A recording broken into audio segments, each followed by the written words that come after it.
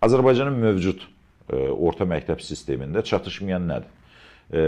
Azərbaycanın mövcud təhsil sistemində həm müəllimlər attestasiya olunur, müəllimlərin kifayət qədər biliyi, güya test vasitəsilə yoxlanılır və həm də şagirdlər ali məktəbə imtahan verirlər və imtahan verdikcə də ixtisaslar seçirlər. 10 ixtisas, 9 ixtisas, 8 ixtisas və ən sonunda gəlir ən az seçilən bir yerə düşür və sonra deyir ki, mən buranı seçmək istəmirdim ki, gəldim bura düşdüm. Yəni, ixtisas seçimində sevgi yoxdur, ixtisas seçimində bir ümumi ab-havaya qoşulmaq var. Bunun üçün müəllimlərdən başlayaq. Müəllimlərin heç biri attestasiya olunmamalıdır. Müəllimlər üçün fərqli sistem müəyyən olunmalıdır. Əvvəla, şagirdlər 3 il 9, 10, 11-ci siniflərdə, yəni 9, 10, 11-ci siniflərdə təhsil alan şagirdlər ortalama balı 85-100 arası olacaqsa, ali məktəbə imtahansız daxil olmalıdırlar. Və onlar 85-100 arası bir ixtisas seçib sadəcə müsabiqədə iştirak edə bilərlər. O da çox şəffaf olmalıdır. Tələbə qəbul üzrə Dövlət Komissiyası siyahını dərc etməlidir. Kimlərin attestat balı nə olub? Attestat balını müəyyənləşdirən orqan məktəb və yaxud da müəllim olmamalıdır. Attestat balını müəyyənləşdirən Vahid İmtahan Mərkəzi kimi Dövlət İmtahan Mərkəzi hər fənn üzrə konkret dönəmlərdə imtahan keçirilir və o balda kompüterdə yerləşdirilir və hər bir şagirdin bazası yaradılır orada. O bazada artıq dünən belə idi, getdim, düzəltdim. Ola bilər ki, apellyasiya şikayəti versin. Apellyasiya şikayətindəki düzəliş də orada qeyd olunur və avtomatik bal hesablanır. Daha müəllimin, daha kənar müdaxilənin vasitəsindən yox. Və beləliklə, 3 ilin nəticələrinə görə 85-100 bal toplayanlar bütün universitetlərin hamısına imtahansız ixtisas seçimi, sadəcə bir ixtisas seçimi edə bilərlər. Bir ixtisas seçimi üzrə müsabiqədə iştirak edirlər. Təsəvvür edin ki, adam tarix müəllimi olmaq istəyir, gedir tarix ixtisasını seçir. Adam həkim olmaq istəyir, gedir həkim ixtisasını seçir. Müsabiqədən keçə bilməyənlər üçün müsabiqə dövrü bitəndən sonra bal müəyyən olur, orta keçid balı. Məsəl üçün, hüquq fakültəsinə orta keçid balı 100 bal müəyyənləşib. Tutaq ki, hüquq fakültəsinə 25 nəfər tələbə qəbul olunurdu, yalnız 25 nəfər 100 bal toplayanlar olur. İmtahan nəticələrinə görə 100 bal toplayanlar hüquq fakültəsinə daxil ola bilər. Onlara bir də şans verilir ki, yenidən imtahan versinlər. Yəni, biri var müsabiqə ilə keçə, biri də var imtahan verir. Onlar 100 bal universitet üçün keçid müəyyən olunubsa hüquq fakültəsi üçün 100 baldan aşağı toplayanlar bağışlayın, siz imtahandan da keçə bilmədiniz və hüquq fakültəsinin tələbəsi ola bilməzsiniz.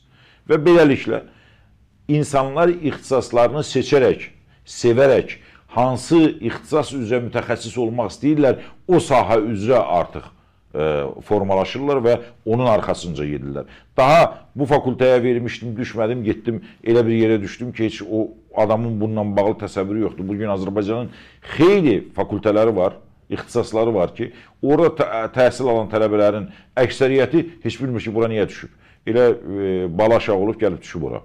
Bu şəkildə mütəxəssis formalaşdırma olmaz. Və bunun ardınca müəllimlər, məsələn, bir müəllim bu sinifdə 9-cu, 10-cu, 11-ci siniflərdə və yaxud da ondan aşağı siniflərdə, hansı siniflərdə olursa olsun, əmək müqaviləsi bağlayır, əmək müqaviləsində göstərilir.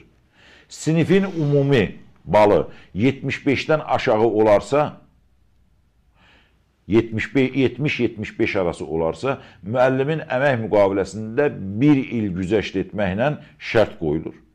Və deyilir ki, bu sinifin ümumi səviyyəsi 75-dən aşağı olduğuna görə sizlə əmək müqaviləmizə xitam verəcəyik. Sizin pedaqoji imkanlarınız və yaxud da savadınız bu sinifin ümumi səviyyəsini qaldıra bilmir.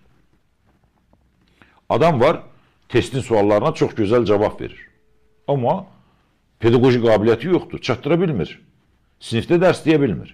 Və yaxud da müəllim gəlir, onun üçün bir prinsip yoxdur. Bu, müəllim kimi nəyi itirə bilər, necə itirə bilər. Gəlir sinifə görür, A, B, Z yaxşı oxuyur. Bunlara deyir ki, siz mənim yanıma repetitorluğa gələrsiniz, qalanları ilə də gününü keçirdir. Amma sinifin ümumi səviyyəsinin balı müəyyənləşsə, Dövlət İmtahan Mərkəzinin keçirdiyi sistemlə, sinifin ümumi balı 75-dən aşağıdırsa, bağışlayın sizin əmək müqavilənizə xitam verilir.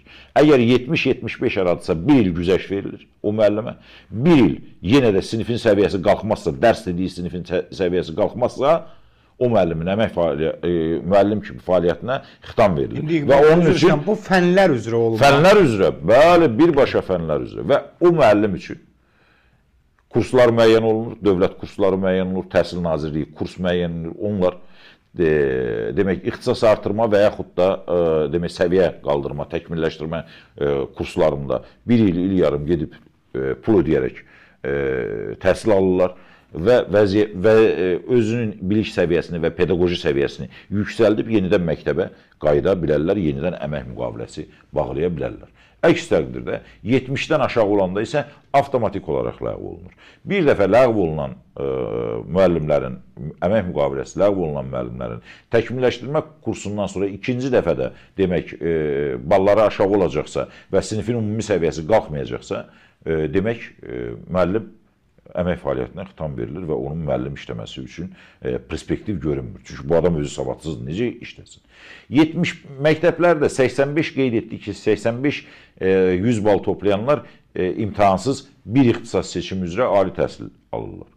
85-75 bal toplayanlar kollec və liseylərə bir ixtisas seçimi üzrə avtomatik imtahansız daxil olurlar. Yaxşı, bəs istəməsə kolleci? Kolleci istəmir, bir dəfə imtahan vermə hüququ var. Müsabiqə bitəndən sonra hamının imtahan vermə hüququ var. Amma yenə də deyirəm, tutaq ki, hüquq fakültəsinə 100 balla daxil olublar, filologiya fakültəsinə orta balla 90-la daxil olublar, şərşünaslıq fakültəsinə 95-la daxil olublar, jurnalistikaya 87 ilə daxil olublar. Zaten 85-dən aşağı olmur. İmtahan verənlərin nəticələri orta balın miqdarında olmalıdır. Əks təqdirdə qəbul olmayacaq.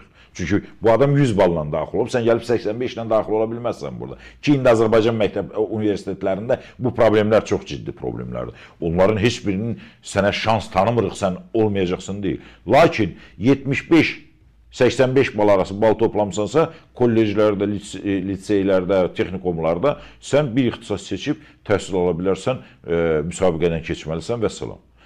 75-dən aşağı toplayanlar, 50-yə qədər bal toplayanlar isə texniki peşə məktəblərində bir ixtisas seçib, gedib rahat demək, o ixtisasın sahibi olub təhsil ala bilərlər.